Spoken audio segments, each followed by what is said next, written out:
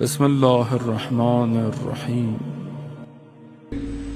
جو عقل مند ہے وہ بولنے سے پہلے تفکر کرتا ہے، سوچتا ہے، پھر بولتا ہے، اور جو بے وقوف ہے وہ پہلے بولتا ہے بعد میں سوچتا ہے، پہلے بول بیٹھتا ہے۔ تو اسی لیے امام فرماتے ہیں متقین نپی تلی باتیں کرتے ہیں، یعنی بیلنس گفتگو۔ جب دوست آپس میں بیٹھے ہوں بے شک ہنسی مذاق کرے، لیکن ایسا مذاق نہیں کرتے جس سے کسی کا دل دکھ جائے، ایسی بات نہیں کرتے جس سے حماقت برسنا شروع ہو، ایسا مذاق نہیں کرتے جس سے انسان کے کردار میں برائی آ جائے۔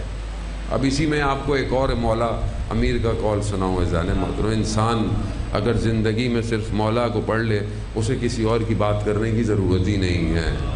امام فرماتے ہیں کہ انسان اپنی زبان کے پیچھے پوشیدہ ہے، انسان اپنی زبان کے پیچھے چھپا ہوا ہے، جب بولتا ہے تب پتہ چلتا ہے یہ کیا تھا۔ اب آپ سامنے خوشبو لگا لیں، اچھے کپڑے پہن لیں، عطر لگا دیں، لیکن جیسے ہی آپ زبان کھولیں گے پتہ چل جائے گا اندر سے کتنا خوشبودار ہے یہ۔ باہر ایک دوسرے کے ساتھ السلام علیکم، التماس دعا، جزاک اللہ، گھر جاتے ہیں تو اصلیت باہر آ جاتی ہے۔ گھر والے بھی کہتے ہیں ابھی تو فون پہ بات کر رہا تھا، بڑا اچھا تھا، یہ ہمارے سے بات کرتا ہے، اس کو پتہ نہیں کیا ہو جاتا ہے۔ تو عزیزان محترم اصل وہ ہے جو اندر ہے، اندر۔ تو امام فرماتے ہیں یہ وہ ہیں جب بولتے ہیں نپی تلی۔ دوسری صفت، یہ جب چلتے ہیں تو ان کے چلنے سے عاجزی اور انکساری نظر آتی ہے، یعنی یہ تکبر کے ساتھ زمین پہ۔ تیسری صفت، یہ رات کی تاریکی میں، اللہ، اس کو میں جوانوں سے کہوں گا، بزرگوں سے تو میں نہیں کہہ سکتا، جوانوں سے کہوں، کبھی کبھی کوشش کر لیا کریں، مشکل کام نہیں ہے۔ یہ رات کی تاریکی میں کھڑے ہو کر قرآن کی تلاوت کرتے ہیں۔ متقین کی صفات ہے عزیزان محترم۔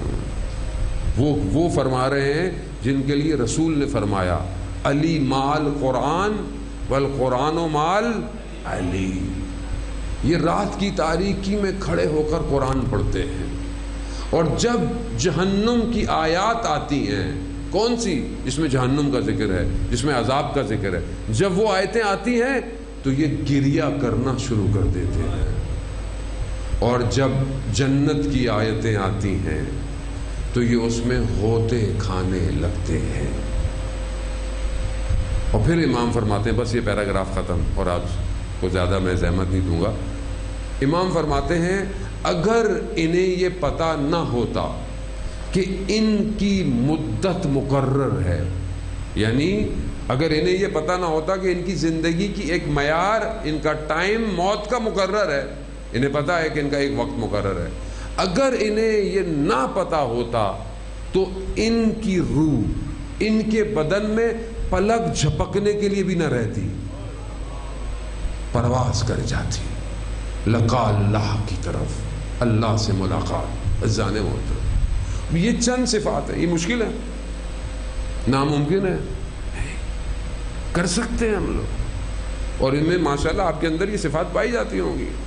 چلنا آج آپ کا عاجزی انکساری کے ساتھ، بولنا آپ کا نپا تلا ہے، قرآن بھی پڑھتے ہوں گے، اب رات کو نہیں پڑھتے تو ہوں گے انشاءاللہ، رات کو پڑھ لیں۔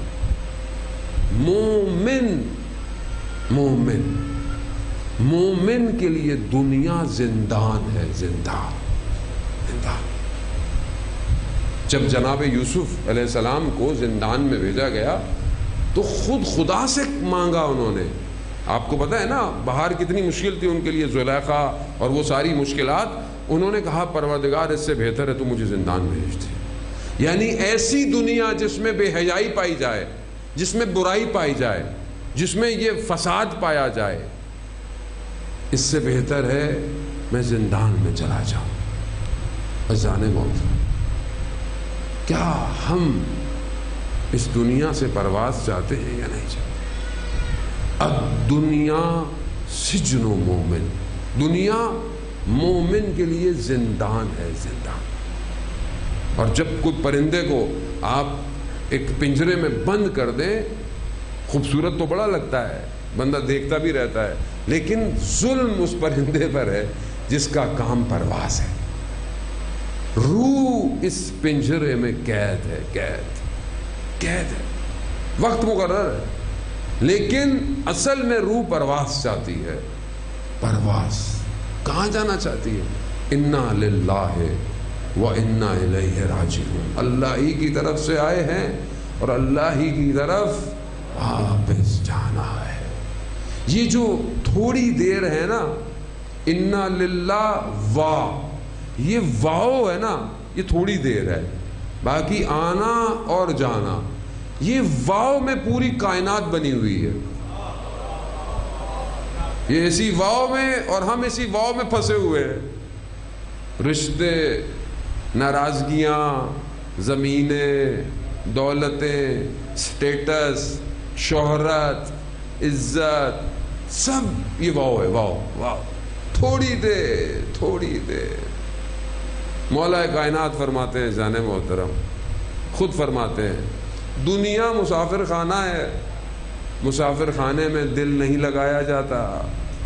اب آپ یہاں سے جا رہے ہو موٹر وے پہ، رستے میں کہیں رکے چائے پینے کے لیے، نماز پڑھنے کے لیے، اور ہوٹل بڑا اچھا ہو، بہت اچھی دیواریں ہوں، بڑے اچھے پردے لگے ہوئے ہوں، چائے بڑی اچھی مل رہی ہو، اور ادھر بس آپ کی ہارن مار رہی ہو، چلو بھائی چلو، اور آپ بولیں نہیں میں تو نہیں آ رہا، میں تو یہیں رہوں گا. وہ بولے گی یا تو اس کا دماغ صحیح نہیں ہے، ورنہ بہت ہوا تو چھوڑ کے چلی جائے گی. اذان محترم، دنیا پوری ایسی ہے، ہم یہیں پھنسے ہوئے ہیں. اور خدا کہہ رہا ہے میں نے تمہارے لیے اس سے بہت بہتر مقام رکھا ہوا ہے. اور جو اللہ کے راستے پر زندگی گزارے وہ تو ویسے ہی پرواز چاہتا ہے. شب عاشورہ، مسلم نے اور سجا مسکرا رہے ہیں. حبیب ابن مظاہر کے دوست ہیں، کوفہ سے آئے ہیں، مسکرا رہے ہیں شب عاشورہ. حبیب نے کہا مسلم یہ مسکرانے کی رات نہیں ہے. تو جناب مسلم نے کیا فرمایا؟ کہا حبیب میں اس لیے نہیں مسکرا رہا.